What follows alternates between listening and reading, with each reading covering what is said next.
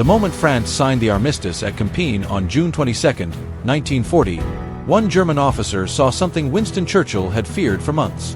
Grand Admiral Erich Raeder realized that Germany had just won the greatest prize in the Atlantic War.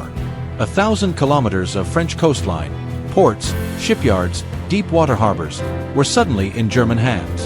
And within hours, the Kriegsmarine understood what this meant. Before France collapsed, German U-boats sailed from Wilhelmshaven and Kiel, safe but distant bases.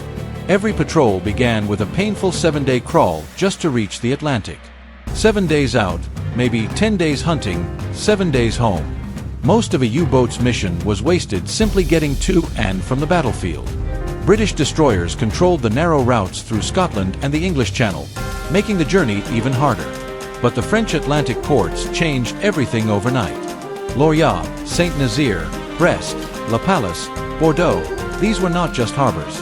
They sat directly on the open Atlantic, instantly cutting 2 weeks off every patrol. Now a U-boat commander could spend 3 full weeks attacking British convoys instead of just 10 days. Without building a single new submarine, Germany had effectively tripled its presence in the Atlantic. Admiral Karl Donitz moved his headquarters straight to Lorient by September 1940. He wasn't looking for comfort. He wanted to be close enough to direct Wolf-Pack attacks in real time, pushing harder against Britain's lifeline. Every ship the U-boats sank meant fewer tanks, fewer aircraft, fewer supplies reaching British shores.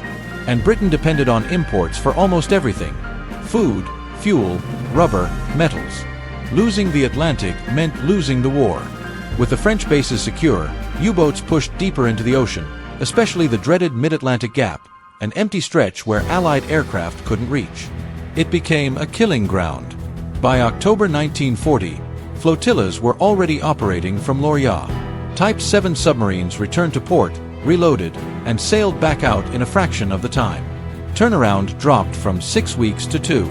Merchant losses rose from 200,000 tons in June to over 350,000 tons by October. And this was only the beginning. But the Germans knew the danger too. These ports were now the most valuable naval positions Germany possessed. And the RAF would come hard.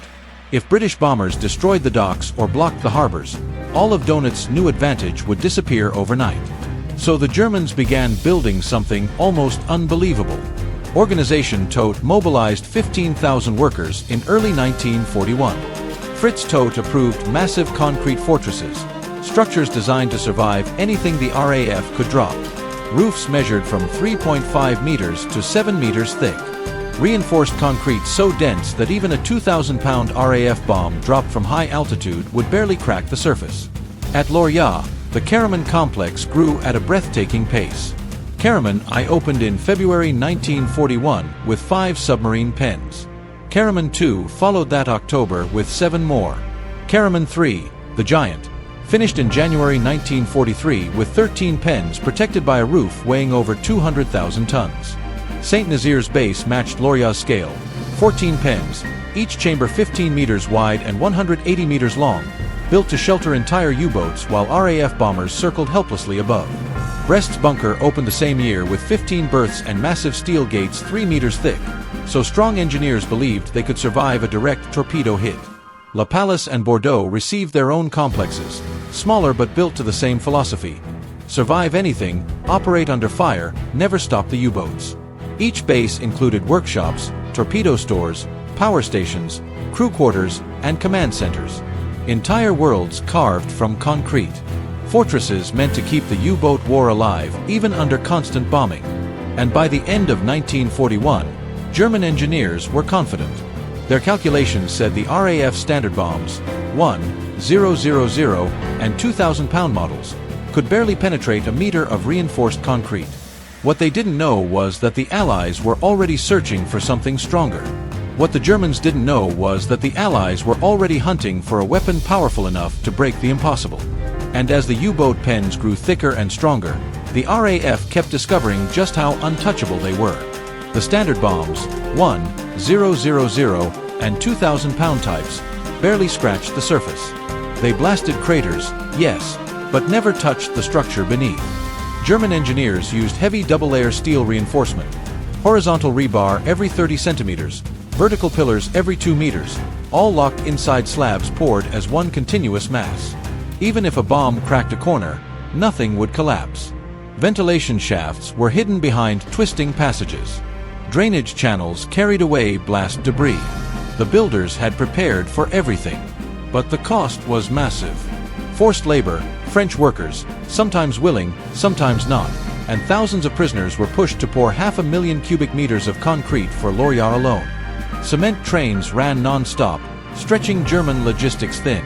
Still, by mid-1942, the entire bunker network stood ready, and Donitz believed the RAF would exhaust itself bombing them. For a time, he was right. On January 13, 1943, Bomber Command sent 216 aircraft, Wellingtons, Halifaxes, and Stirlings, against WWII. After 18 months of raids, the docks burned, warehouses collapsed, and the town lay in ruins. But the U-boat pens, untouched. Not a single pen disabled. Early attacks in 1941 used smaller 1,000-pound bombs and achieved nothing. Air Marshal Arthur "Bomber" Harris, now in command, escalated to the 2,000-pound semi-armor piercing bombs. In theory, these should have drilled deeper before exploding. In reality, they penetrated about 1 meter, far short of the 3 to 7 meters needed. The Germans had been right. The RAF simply didn't have a bomb powerful enough. The price was devastating.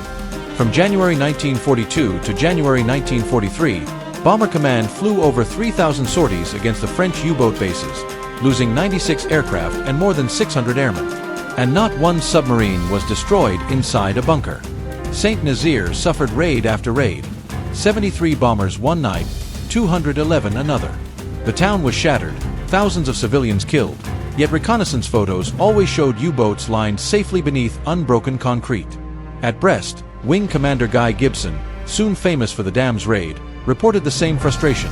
Direct hits, explosions, firestorms, and still the pen stood fully operational.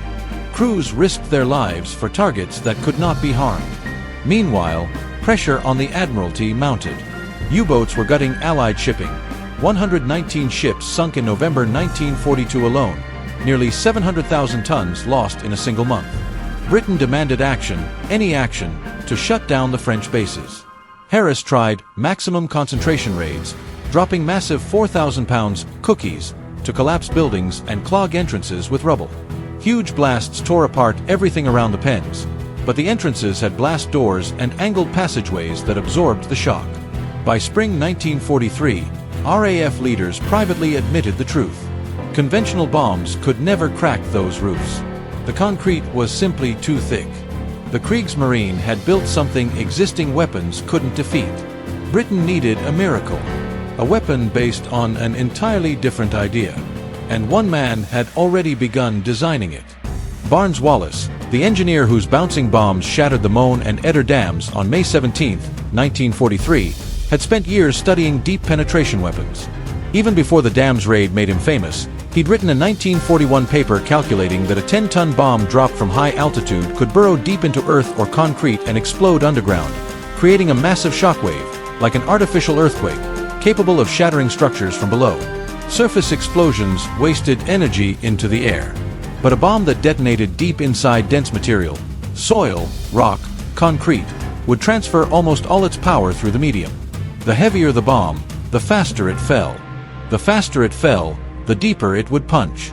Penetration depended on 3 things: weight, speed, and a casing strong enough not to break on impact. Wallis believed he could design such a weapon. And the U-boat pens would be the ultimate test. Wallis's theory sounded bold, even impossible, but now the RAF had no choice but to try. Standard bombs were failing for one simple reason: they slowed down during descent. Their round shapes tumbled in the air, losing speed and striking targets at barely 240 meters per second. Fast, but nowhere near enough to tear through meters of reinforced concrete. Their thin steel shells crumpled on impact, detonating too early to do any real damage. Wallis knew the entire idea had to be rebuilt from scratch. His new weapon needed 3 things. 1.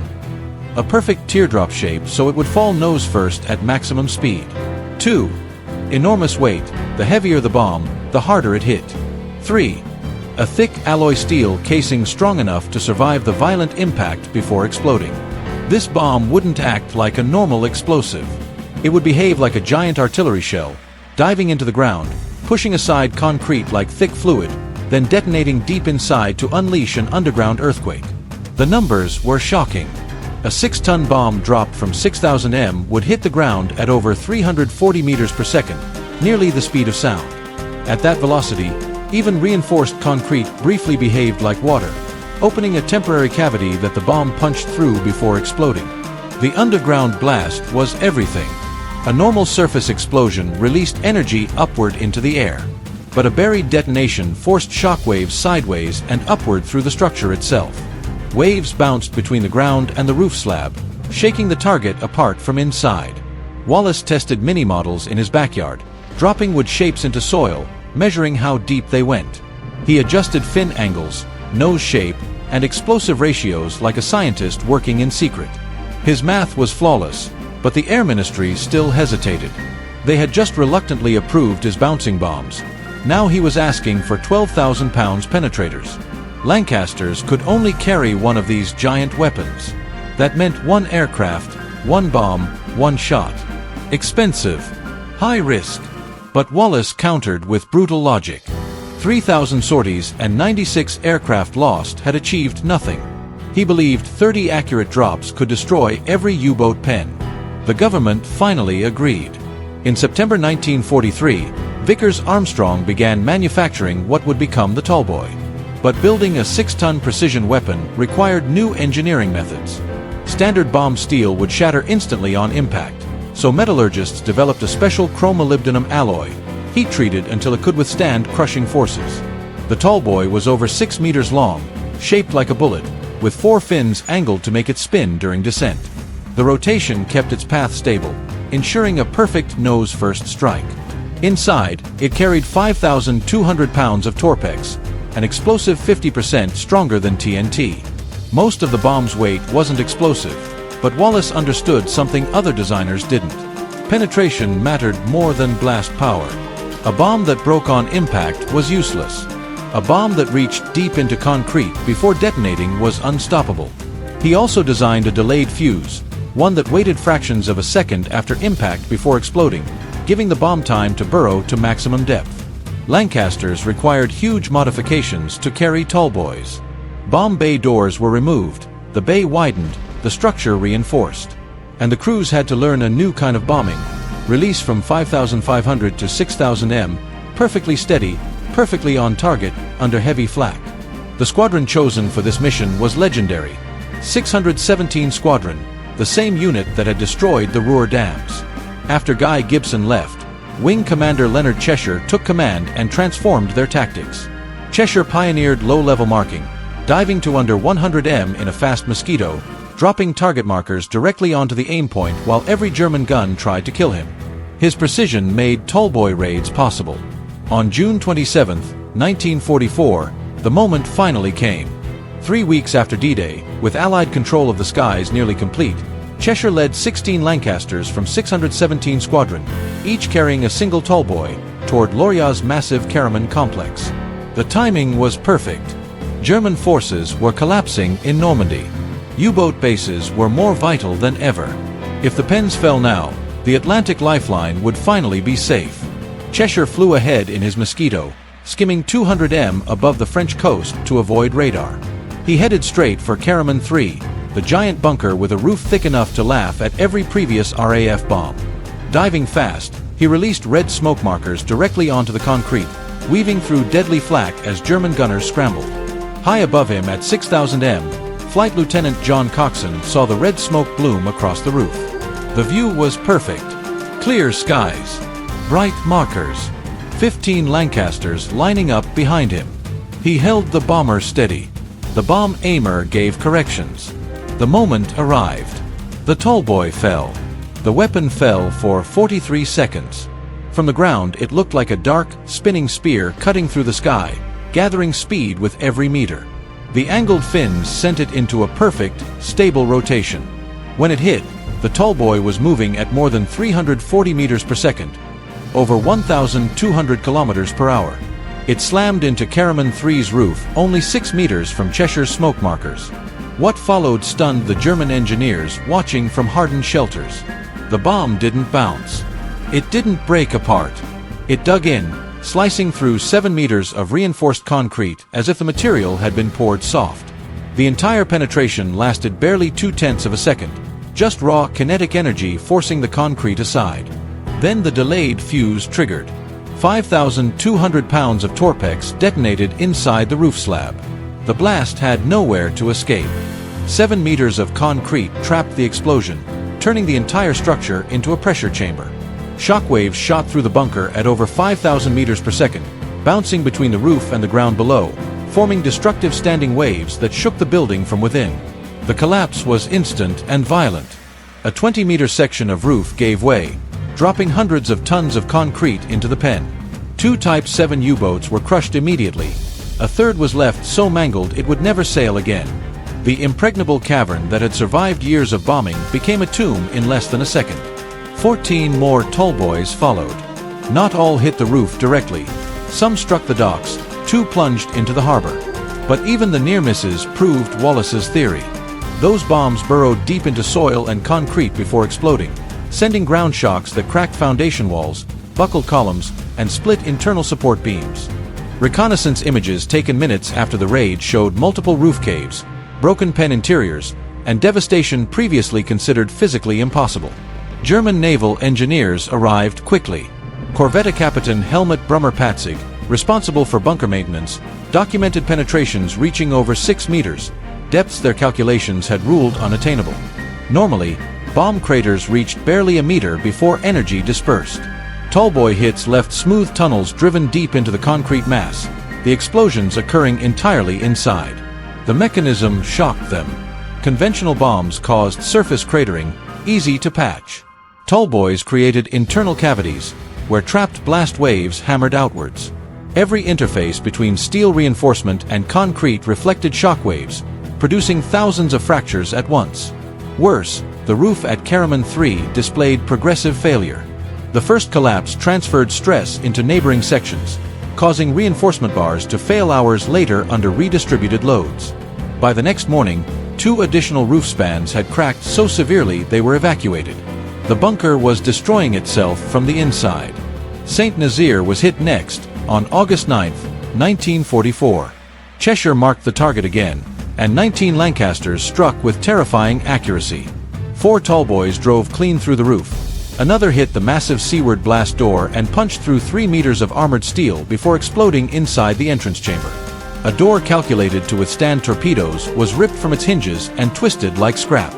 With the main entrance breached, the bunker's entire defensive concept collapsed. The pens could no longer maintain internal pressure or shield submarines from shock. Instead of sanctuary, they became dangerous traps. Brest followed on August 6, with similar results: roof breaches, collapsed walls, and the destruction of the crane system essential for torpedo loading. Repair estimates ran 4 to 6 months, time Germany no longer had. Donitz was horrified not by the damage alone but by the precision. This wasn't carpet bombing. This was targeted demolition using weapons engineered specifically to defeat reinforced concrete. The math that had once guaranteed the pen's immunity was obsolete. La Pallas was struck on the 9th and 10th of August, losing 2 pens entirely and seeing 3 more crippled. By mid-August 1944, every major Atlantic U-boat bunker had taken serious damage. A few remained partly usable, but the aura of invulnerability was gone. Submarines could no longer remain inside with confidence, and maintenance became chaotic as boats shifted constantly to avoid endangered sections. The engineering certainty that concrete beats bombs had collapsed, literally and philosophically.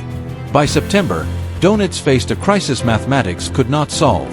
His once priceless French bases had become liabilities. Submarines returning from patrol avoided damaged pens out of fear of secondary collapses. The rapid turnaround that made Atlantic bases invaluable disappeared. Intercepted traffic told the story.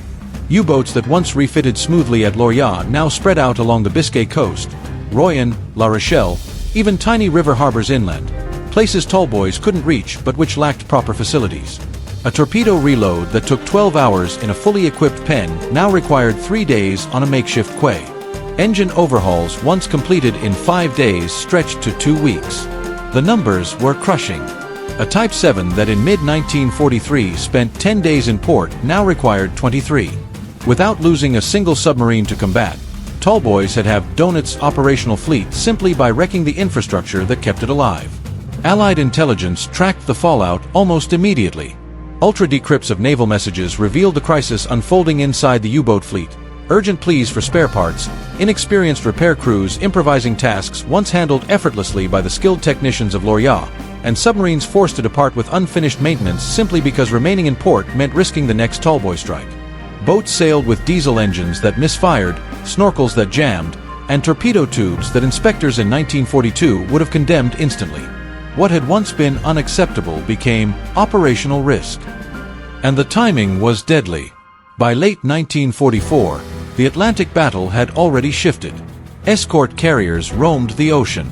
Airborne radar, lee lights, improved sonar, and hunter-killer groups had pushed the U-boats to the edge.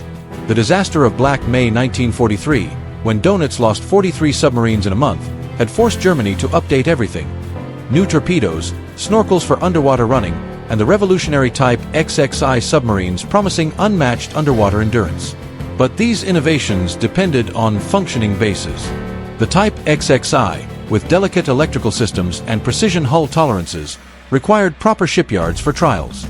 Snorkel masts needed expert servicing, fine valve adjustments, and pressure testing. Work impossible in improvised river docks and overcrowded fishing harbors. Technology that might have changed the war simply couldn't be deployed. Allied shipping loss figures showed the collapse clearly. In 1942, U-boats sank 7.8 million tons of Allied cargo, about 650,000 tons per month. By the last quarter of 1944, losses fell below 80,000 tons monthly, and U-boats were responsible for a shrinking share of even that total, as mines and accidents became proportionally more significant. Tallboys did not sink U-boats at sea. They did something far more damaging.